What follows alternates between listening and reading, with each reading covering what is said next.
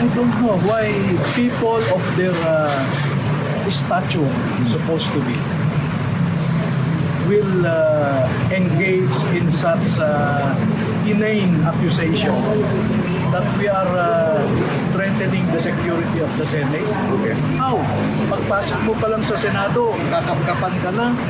Pawang kasinungalingan umano ang mga paratang na posibleng may kaugnayan sa 18 bagmen ang umuugong na banta sa seguridad ng Senado. Nadawit ang 18 nang sabihin ni Senator Sherwin Gatchalian na base sa impormasyong ipinaalam sa kanya ng National Bureau of Investigation, may posibilidad na may mga armadong grupo na maaaring manggulo sa Senado, dahilan kung bakit hinigpitan ng seguridad sa buong Senate complex.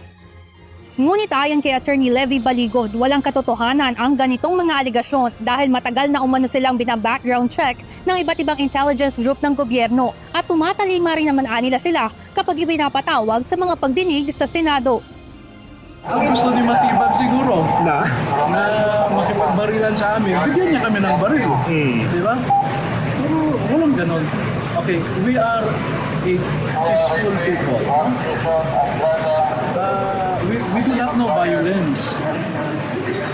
We do not know dissidents. Naalarma naman ang palasyo sa posibleng seryosong banta sa kaligtasan ng institusyon. Paliwanag ni Palace Press Officer Undersecretary Claire Castro, nakakabahala dahil si dating Congressman Mike Defensor umano ang nasa likod ng 18 bagmen na hayagan na ring ipinananawagan ang pagpapatalsik sa pwesto ng Pangulo. So ano pa ba ang kanila magiging motibo?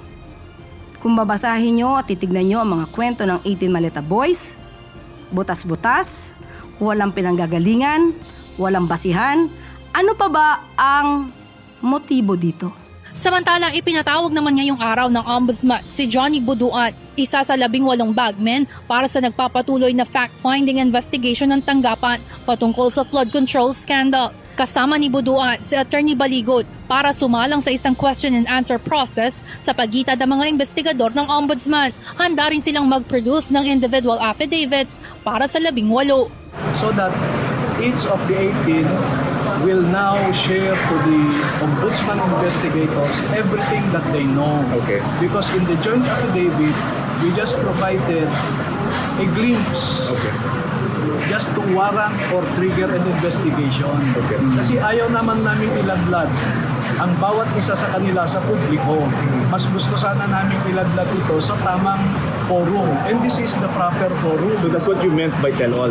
Yes. Sa mensahe ni Assistant Ombudsman at spokesperson Miko Clavano, sinabi nito na 1 o 2 bagmen lamang kada araw ang in-schedule nila sa investigasyon. Tiniyak rin nito na iba-ibang team ng Ombudsman ang naka-assign na magtanong para sa iba't ibang individual na parte ng kanilang investigasyon. Sa darating na June 15 at 16, muling iimbitahan ang iba pang miyembro ng 18 bagmen na umano'y nag-deliver ng mali-malitang pera sa iba't ibang politiko. Evan Alvarez, UNTV News and Rescue. Diyos ang aming sandigan, serbisyo publiko ang aming pinakahalagahan.